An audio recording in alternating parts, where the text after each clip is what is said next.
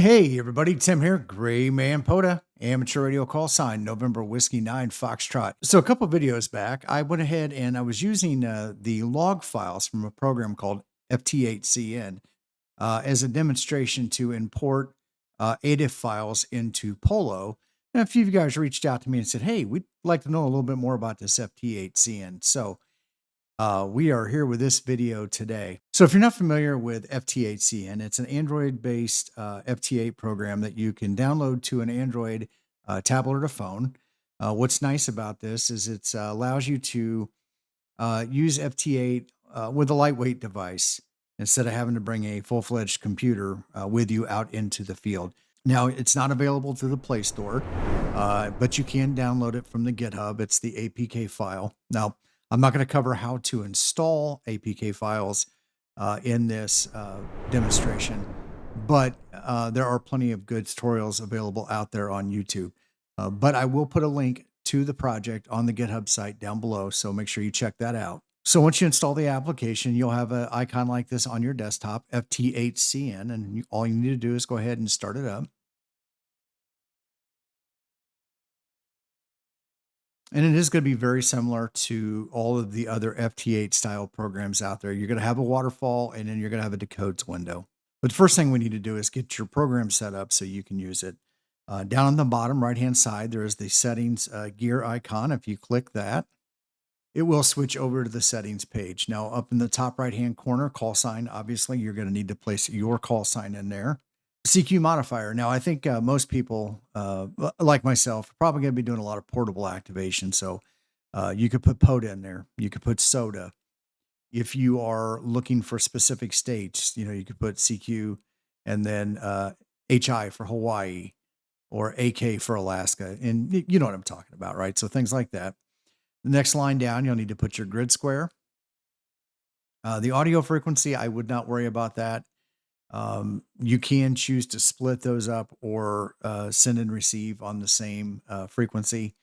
TX delay, I would leave that at the default 500 milliseconds, unless you're having an issue. But then you can make some adjustments based on your specific issue that you've got going on.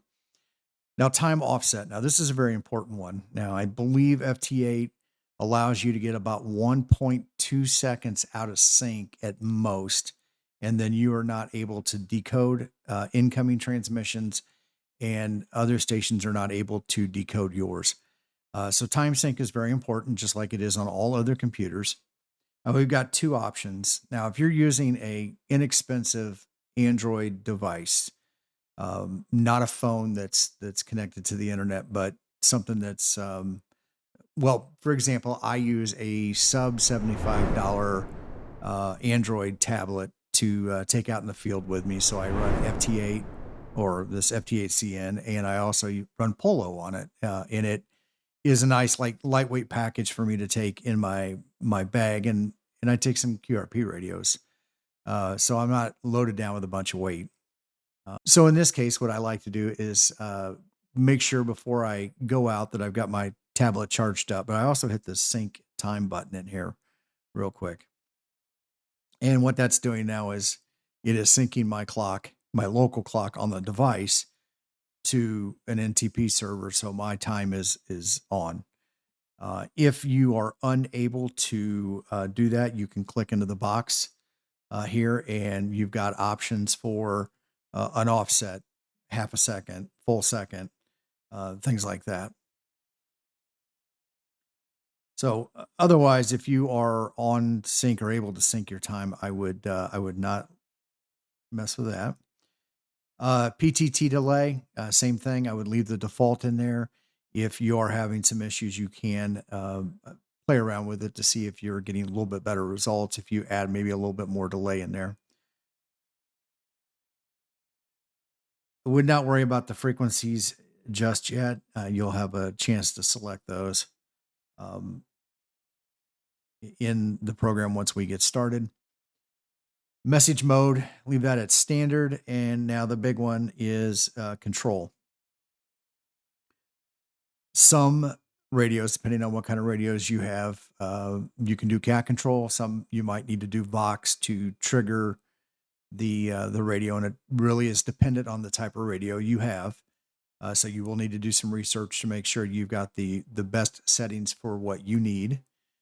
In my case, I'm using the primarily the IC705 and the True SDX. So those two radios that I have that I take with me when I go away from the vehicle. So once you set your radio, really that is about it on this page. That's about all that is left. So once you have that set, you'll need to go ahead and connect your radio to it. Now I've got the 705 just off screen here running, and as soon as you plug your radio in, your USB port should uh, initiate, and you're going to have an option to select which port you want. Now with the 705 and most radios, I'm going to say you're going to go ahead and hit the first port. And we have a good, successful connection, and the radio is currently set for 10 meters on the FT8 frequency. All right, so after the rig is connected and you've got rig control, you can switch over to the Spectrum page, and this is where you'll see the incoming waterfall. And you're from here able to put your finger on the screen and actually set where you want your transmit frequency to be. So I'm just ballparking 1985. I know some people like to be right on the 0 and the 50. I say find an empty spot. Now, if we go over to the decode window, we'll now see decodes in the right-hand side in a traditional format like you're used to seeing in wsjt-x or one of the other FT8 programs that you may use. From here, you can now go over to the calling window if you want to call Q. And once you're in the calling window here, all you need to do is hit the CQ button down on the bottom right-hand side. And the initial text we put in the field. Now, on the top right-hand corner is a bullhorn, and it's grayed out right now. And what that means is that you're not armed, I think is the right word, but your radio is not, or the program is not queued up to transmit your CQ. You need to tap that once, and that will make it white. And then almost immediately after I tapped it, it turned red, and that just happened to be that's when the cycle started for that 15-second window. So I am now transmitting CQ. So I am on 10 meters at nighttime. So I don't know how effective this is going to be. So let's say I'm done transmitting and I'm going to go to another band. So what I would do is tap that bullhorn up in the top right-hand corner. And that's going to disable the ability to transmit. Now you have a few buttons on the right-hand side here, purple bubbles. And the top one with the brackets is basically full screen or menu mode. So by tapping that, that'll bring the menu in or remove it. The button right below it that looks like the 3 vertical bars, if you tap it, this will give you the ability to change frequencies. And I'm going to go ahead and swap over to, well, let's take a look at 15 meters and see how that's done right now.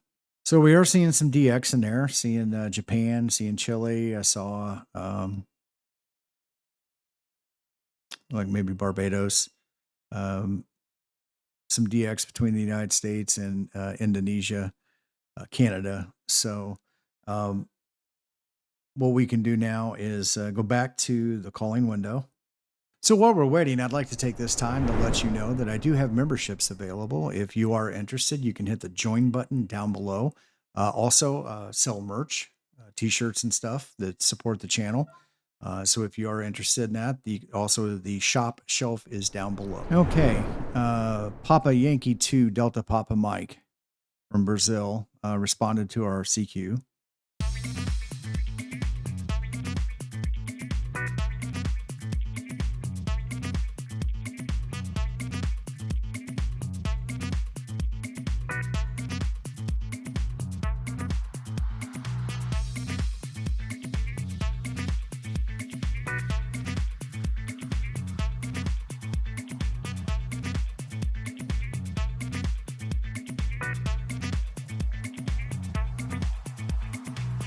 Alrighty, well, that completed our first transaction with Papa Yankee 2 Delta Papa Mike, and we are calling CQ again. So we're going to go ahead and go back to the three bars, tap that, and let's scroll down to 14074. So we're now on 20 meters. And that should have a little bit more traffic on it this time of night. So we got a fair amount of traffic in here. And once again, if you go over to the spectrum, you're going to see a bigger view of the wider, 3 kilohertz slice of the frequency spectrum there. All right, and we're going to go ahead and cue the program up to start transmitting again. So while that is doing that, if we go down to the third button now, the looks like a speaker. We can click on it. And that's going to signal output strength. And you want to make sure this is just like you tune your wsjt-x to make sure you're not overdriving your radio, but providing enough signal into it. That was how you adjust it in the program. Now, depending on what type of radio you're using, you may also need to make some adjustments on the radio. There are great tutorials out there for like the IC705 and how you need to set that up to operate on FT8. So I would recommend searching YouTube for how to set up your specific model of radio to use FT8. Now, another neat kind of feature of this program is the last button on the bottom there is a globe. And if you click on it, it's going to bring up something kind of reminiscent of Grid Tracker. We can blow this up here a little bit, and we can kind of see the traffic like you can in Grid Tracker to see what all is going on, or at least what a visual aid of what you're seeing in the decodes, which is kind of cool. Gives you some statistical data up there, how many messages it decoded. And then also things like new zones or grid square stuff that it found for you.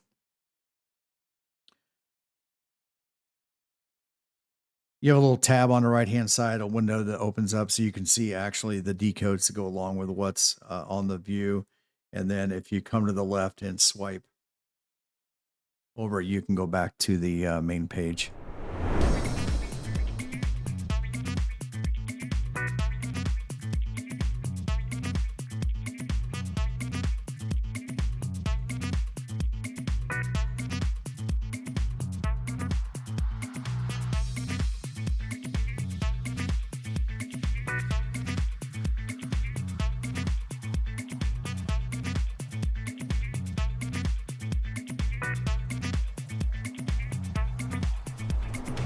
Okay, so the last button is the QSO log, and if you hit the button here, you will now see all of the QSOs that you've had. Now there are some buttons up in the top right-hand side where you can get some more information about the log. It's actually a decent logging program that's built in here, but then really the button you need to focus on is the one up here in the top left-hand corner. And if you select that, it's going to come up here and tell you that you need to make sure your Android device is on the same network as a regular computer. Enter that URL in and go to that address and port number. From there, you would you'd be able to access the log and query against the ADIF file and pull out all of the entries, that day's entries, or a specific time range that you wanted to do. It's fairly self-explanatory. I encourage everybody to give this program a try. So that is FT8CN in a nutshell. If you have any questions, please put those down in the comments section below. If you liked this video, please hit the like button, share this content with your friends, and if you haven't done so already, please subscribe to the channel. Once again, if you want to support the channel, I have memberships available, and I also do sell merch, t-shirts and such. And until we have an opportunity to meet on the air, I have a video right over here that you might be interested in.